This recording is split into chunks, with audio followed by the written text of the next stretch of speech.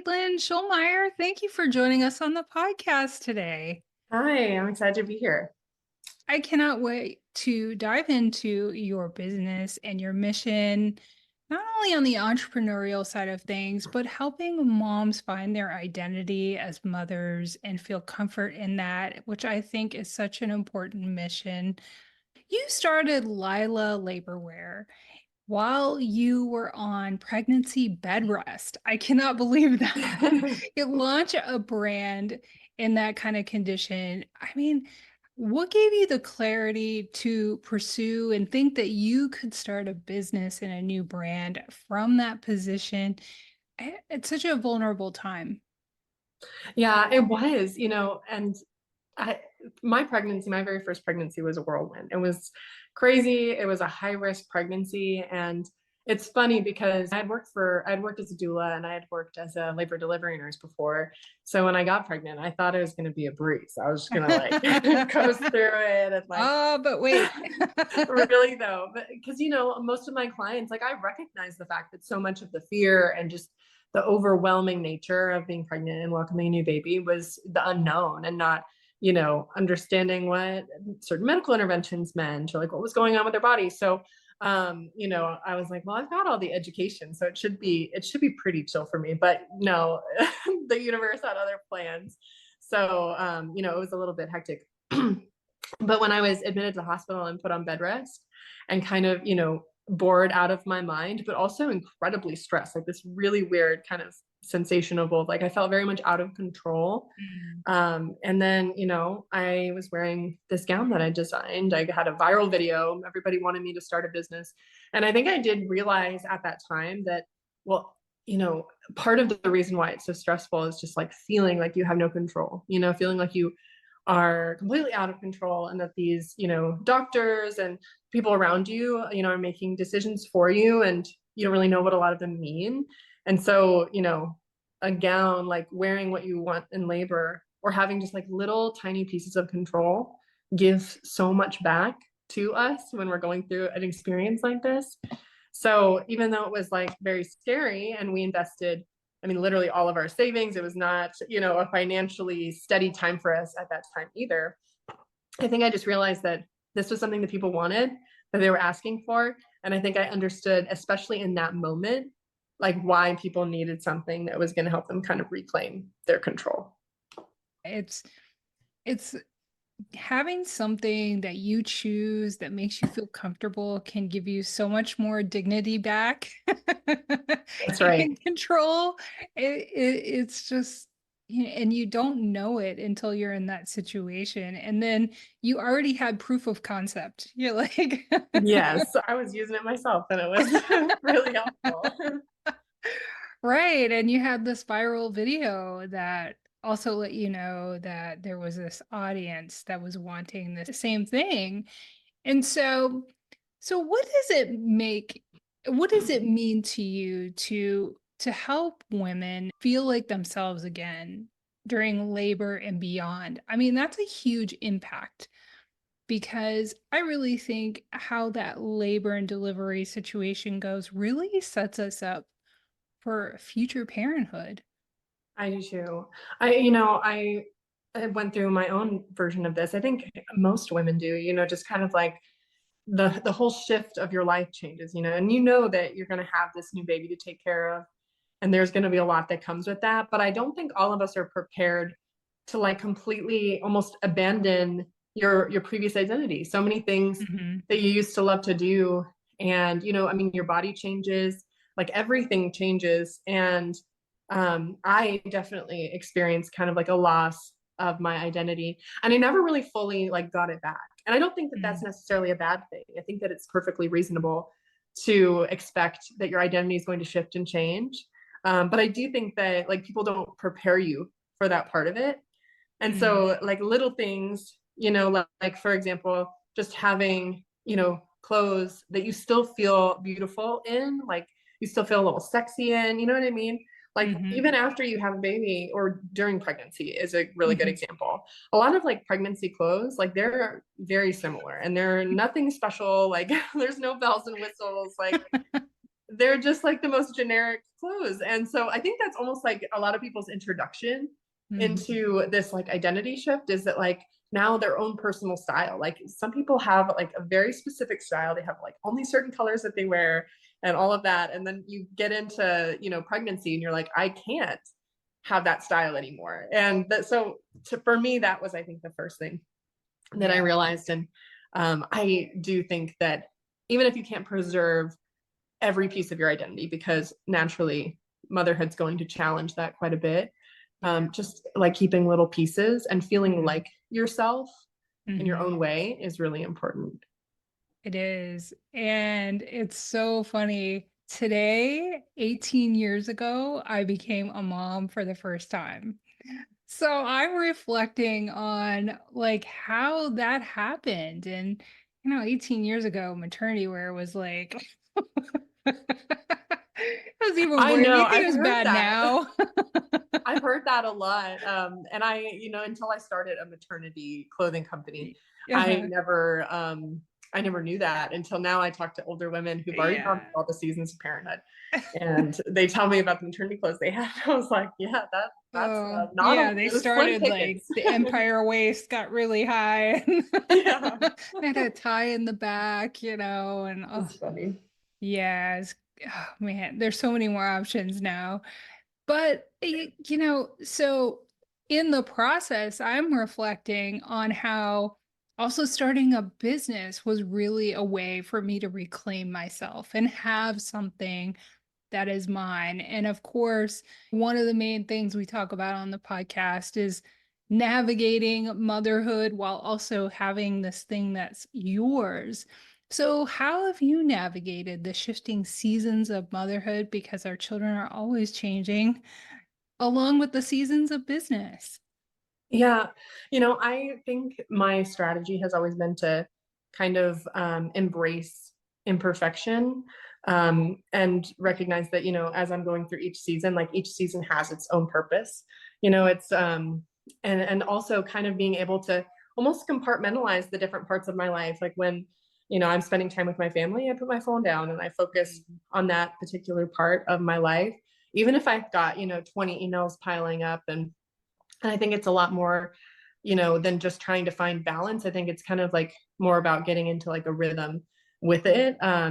And that's been hard for me because I do, like, personally, I get overwhelmed, which a lot of people, you know, knowing like all the different, like, you know, pots that my hands are in and everything, they're like, how do you get overwhelmed? You've got all these different things going on.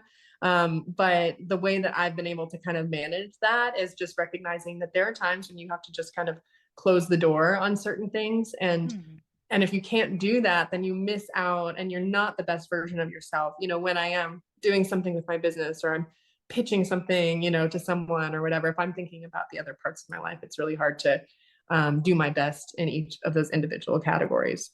Mm-hmm. I love how you talk about you have moments where you're overwhelmed because I think a lot of women and moms think, gosh, I'm already overwhelmed in motherhood, or I easily get overwhelmed. So therefore, I can't start a business and do all these things. And I don't think that that's true. And you're demonstrating that. And there is just a way to learn how to find boundaries for what, or systems, or a rhythm, like you mentioned, to help you, manage that overwhelm at times, because everybody is going to experience that who is an entrepreneur.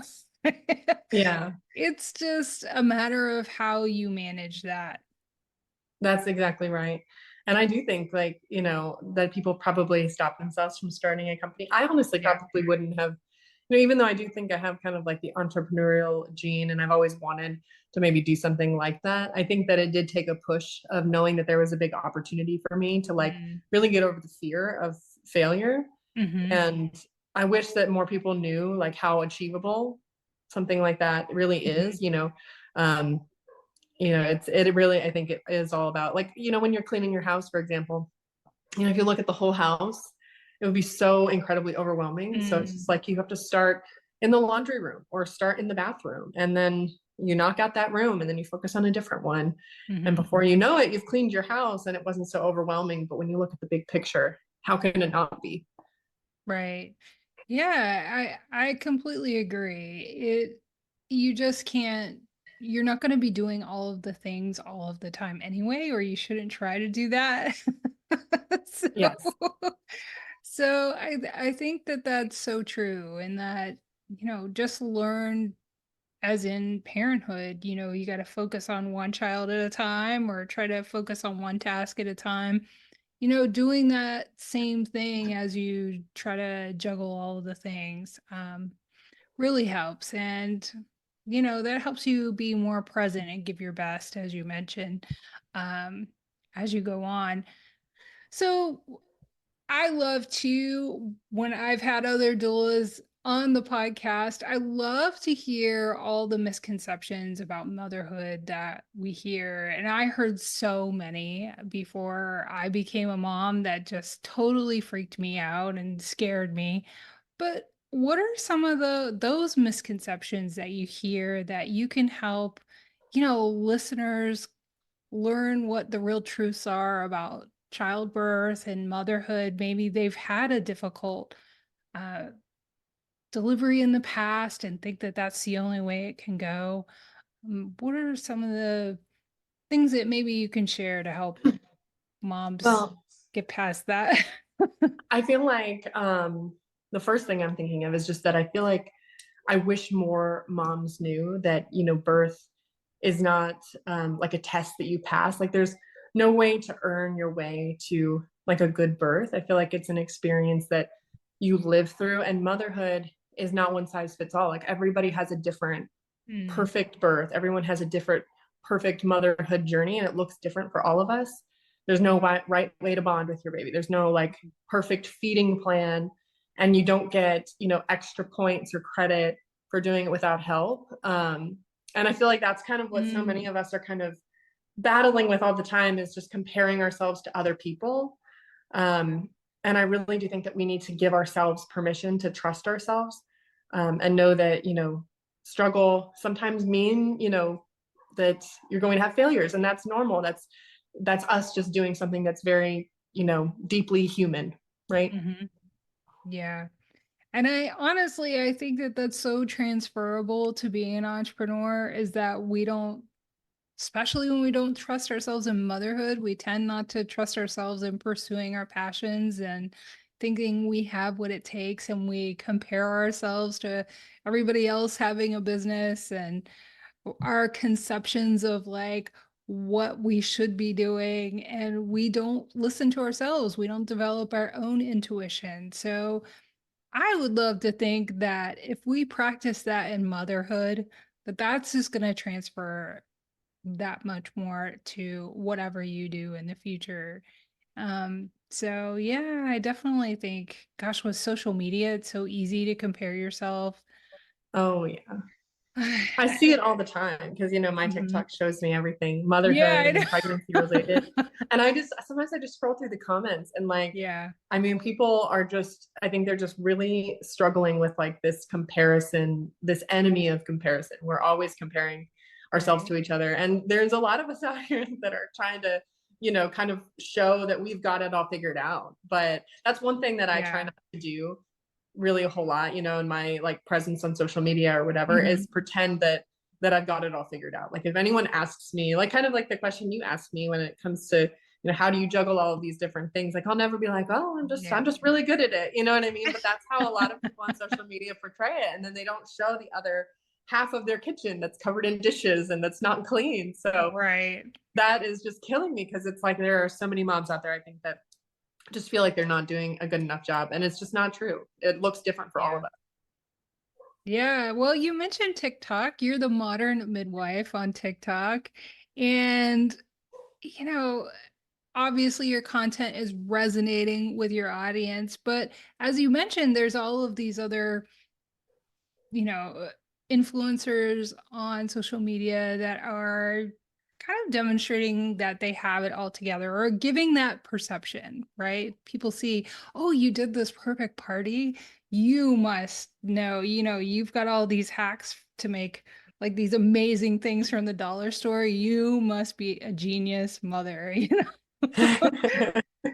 But I love how you mentioned that you were purposeful about displaying or giving the impression you don't have it all figured out. What do you think that people are craving in motherhood and like childbirth content right now? I think people really want authenticity and like evidence. I think people are looking for less of like, I mean, at least I think this is what people should be looking for. They should be looking for less of that fear-based stuff, because so Right. much of what sells online and on social media is like Yeah. fear-based. Mm-hmm. I feel like I want to call it like propaganda. It's out here to convince you that this experience is terrible and that it's going to be, the worst experience ever. And like, Mm-hmm. even just like personally, like I had the most amazing birth with my daughter, and I was Yeah. scared. I was going through a VBAC. I thought that I was going to end up having another C-section, and it was scary. But there are so many like positive birth stories, so many positive Mm-hmm. motherhood experiences. Mm-hmm. And so anyways, I try to focus a lot on like real information, like real stories, and like just like the data, because I do think that people, they don't want to be lied to. They want, the facts. Yeah. And personally, as a midwife on social media, I also try to, not place myself in too much of like a position of authority, because I'm so tired of women feeling like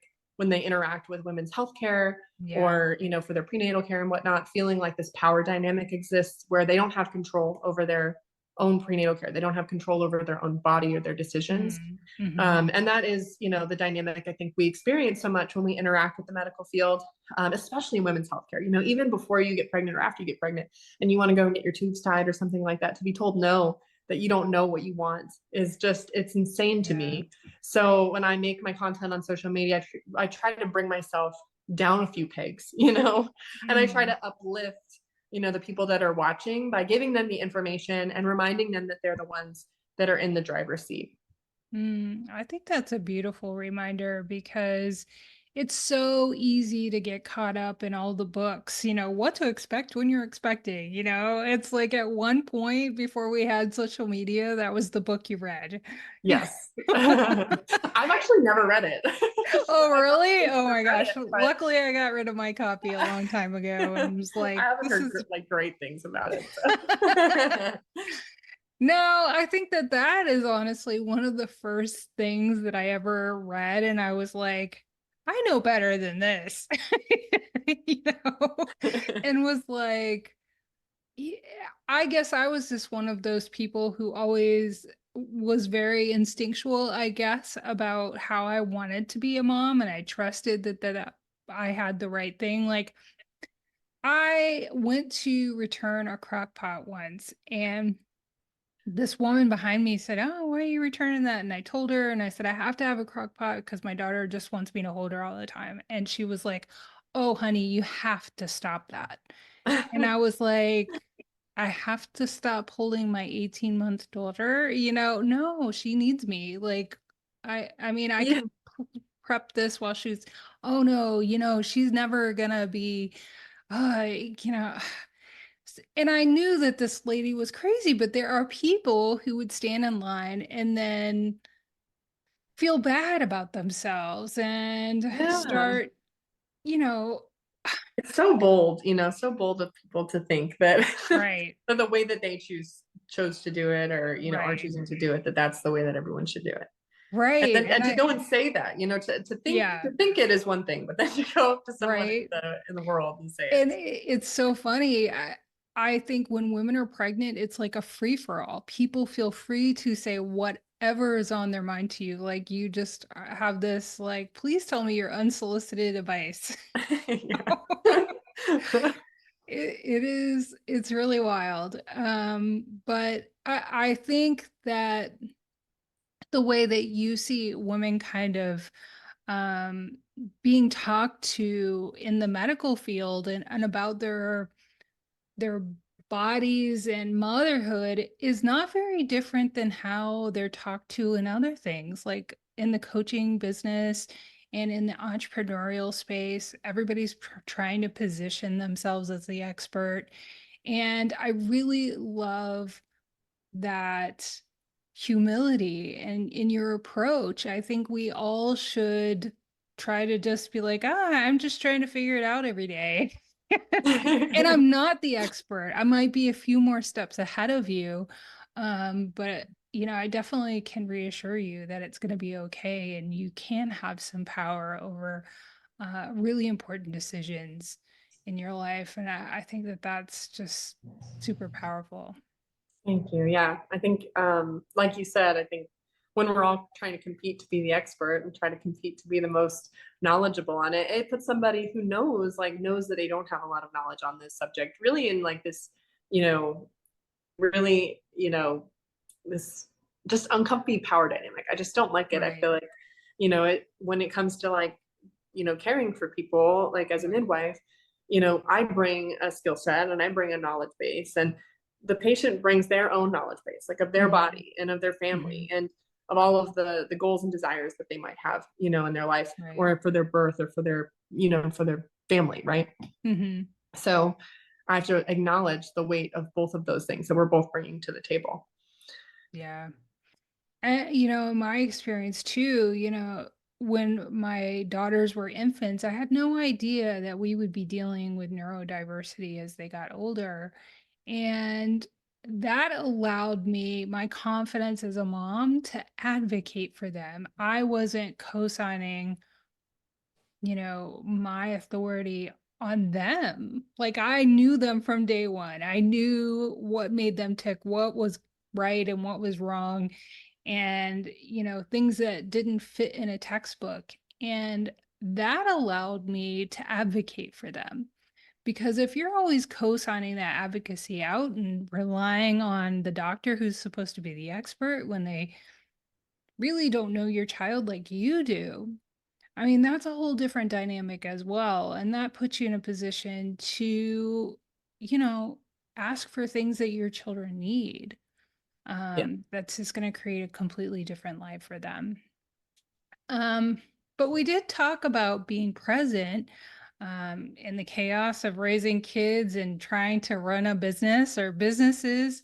Um, but you don't only have Lila, but you also work with Elora. Am I saying that right? Yeah. Yeah. So talk to us about that and how tech is coming together with care. Yeah, I do have I wear a lot of little hats, little different hats. Yeah, I love But that. one of the things that I do have a passion for is like child development. So when I was in Hmm. undergrad, I studied human development and I got a bachelor's degree in human development. So when I learned about Elora, so it's a brand new kind of like baby monitor that's worn on the clothing of a baby. Hmm. And you can actually even wear it during pregnancy too. And it kind of gives you some insight into what's going on with your baby in a way that's beyond just like the most basic needs, right? Like there's Hmm. monitors out there that Right. tell you if your baby's breathing, and this one does that as well. Essentially, I mean, it Hmm. can it can alert you if your baby stops moving and stops having those rhythmic sort of breathing movements. But in addition to that, it tells you all sorts of other things about how much tummy time your baby got during the day, how many words they've heard throughout the day, which is very much associated and connected to language development, and just a variety of all different things related to child development.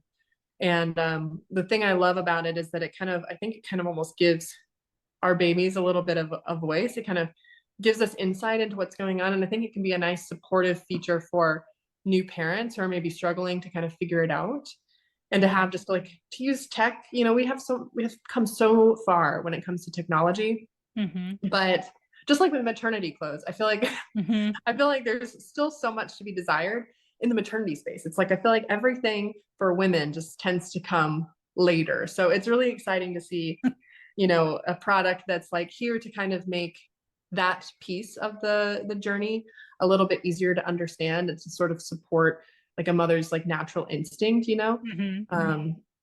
it tells you about your baby's sleep and all sorts of stuff. So yeah, I'm very much into that. It was a 5-year plus in the making to kind of develop the Elora, and now it's ready to go, and we'll see at That's the so exciting. So that has me thinking, did you come from a background, it doesn't sound like it, that would prepare you for starting a maternity clothing line or a tech business or a tech product? No, not at all. Yeah. I was raised by an entrepreneur. My mom was one of the only female plumbing contractors in the whole San Francisco Bay Area for most of the time that she owned her business. And so I did see, strong Mm, female entrepreneur.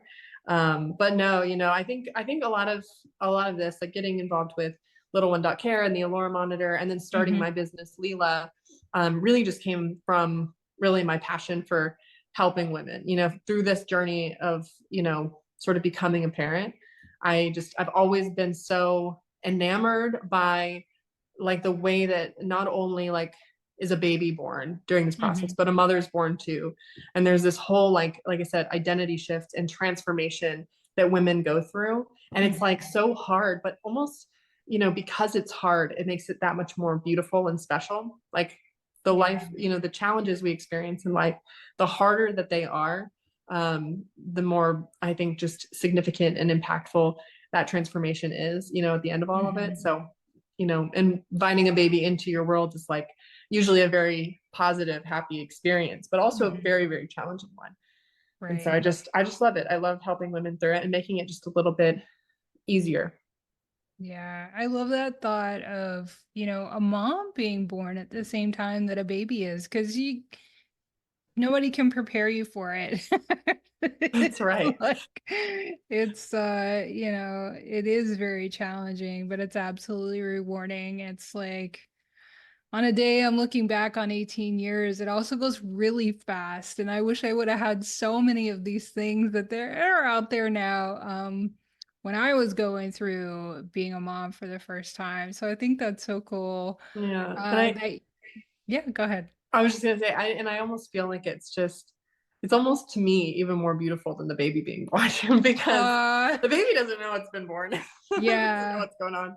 But like, sometimes I just like, I look into the face and the eyes of the women after they have their baby, and just you can just see it, and you can see that Mhm. glowing and that just like realization that they've accomplished this amazing feat. They've had this baby, they've gone through the Mount Everest of physiologic processes, and they've brought this baby into the world, and they're realizing that they have this new responsibility and that they have this like just deep love for this other person that they maybe have Mhm. never experienced before. And it's written all over their faces, and it's just, I think, Right. so beautiful. Yeah, it does. And it happens in an instant. It's just like your life forever changes, and it is a beautiful moment for sure. And so you mentioned, I love that you are multi-passionate and you've got all of these different interests that inspire you. How does day-to-day life look for you? What do you do that works for you to help you juggle it all? I know that you mentioned being present is important. I think that that's so key, but what are some of the other things you do? um to kind of stay present. Or just what helps you manage it all from, your time management to taking care of yourself and getting support. Yeah, I think like support, having a good support system is really important. And that's not possible Mhm. for everybody. For me, Right. I live in a state away from, most of my family. So I don't have a lot of like familial support, but I do have my husband who's amazing. And we really partner and work together. I mean, for a long time, like just recently, I had been in graduate school for the last like 3 years. And then he had been in graduate school also for the past 3 years. And we had our Oh, kids and we had our wow. business and we had all of these other Mm, things going on. And so it did feel like a little bit like survival. We were trying to just kind mm, of make it through. yeah. But I think we showed up quite a bit for each other. And I Mhm. also, like I said, I do feel like sort of compartmentalizing has been a huge part of what's made me successful. I think it's really easy to get really anxious with all the different things that are going on. But there are times for me where, I'll take a project that I'm really excited to work on and that I really want to Mhm. accomplish, and I will put it in a box and not think about it for 3 months. And Yeah. because it's not one of those pressing things, and I focus more on, Mhm. these other parts of my life that are important. And like I said, when I do focus on those things, I put the rest of the world away, put my phone away. I focus on what I need to do with that. And that's worked really well for me. I can't push Mhm. every project forward at the same pace and as quickly as I might want to. But as Mhm. long as I'm making progress towards those goals, like it's worked well. If anything, it can sometimes help rein me in, so that I'm not doing too much all at once, that I'm kind of, taking it slow, thinking things through, and that works for me. Yeah, I think that takes a lot of discipline. Or how did you develop that? Because I think as women and moms, we're so often conditioned to do and be all the things at once. And it's like either you have somebody who models that for you, or you've somehow stumbled upon strong boundaries, or you crash and burn. I think I had to develop it out of like survival and necessity, because there have been plenty of days where I'm like just so stockpiled with things that I have to do that it's like crippling, Yeah. and I end up not doing any of it at all. And so, Mhm.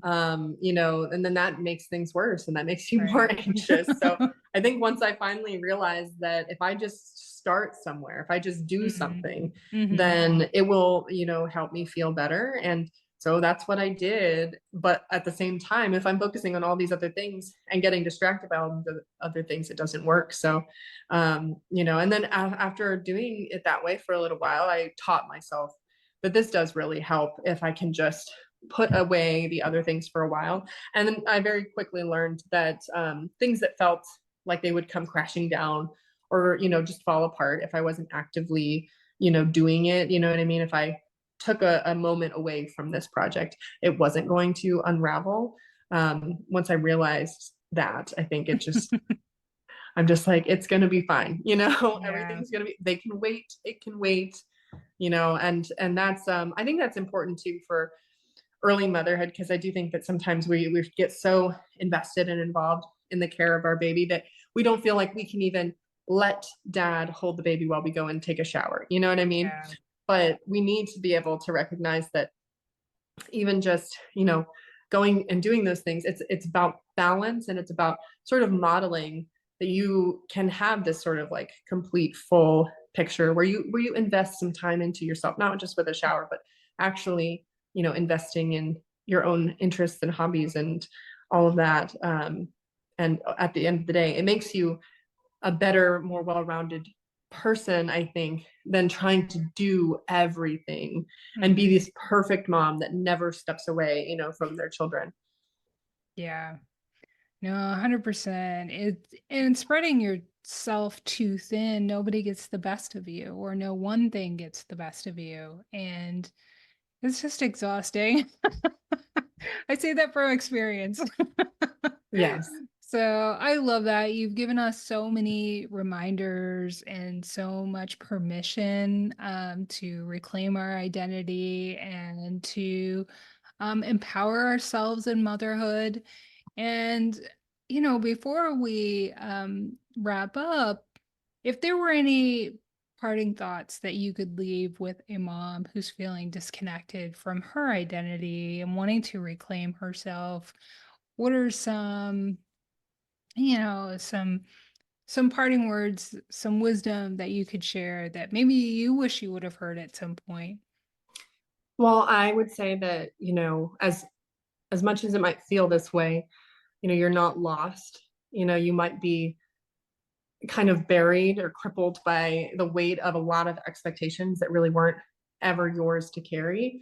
And you don't have to, necessarily live up to all of those expectations. I don't think that Mhm. it's ever reasonable to live up to all the expectations that are placed on moms. And I also feel like, you know, it's important to maintain a semblance of yourself and a semblance of your identity, but it's also okay to not be the exact same person you were before. I think it's very reasonable to become someone new. You're allowed to become someone new.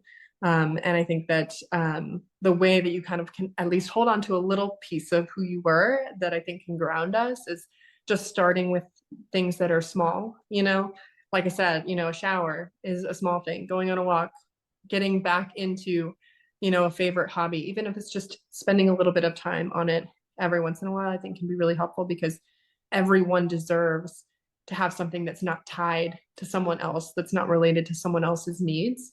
Mhm. And as I said, I think that, doing that is not selfish. It's really Mhm. about, you know, modeling even to your kids what wholeness looks like. Yeah. Yeah. It's so true.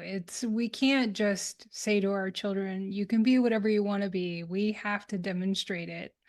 And I think that that's so important. And you're certainly doing that for your children and other women. So thank you for doing that. Thank you for joining me today and sharing your story with the audience. And let them know where they can connect with your brands and what you're working on and connect with you. Sure. Yeah. I mean, so if they wanted to find some wonderful birth clothing or maternity clothes, wearlila.com is my website. If they want to find an Elora monitor, baby monitor, they can go to LittleOne.Care. And if they want to follow online and, follow, my pregnancy content or my motherhood content or, all of that stuff, they can find me on TikTok is my main account. It's at the Modern Midwife.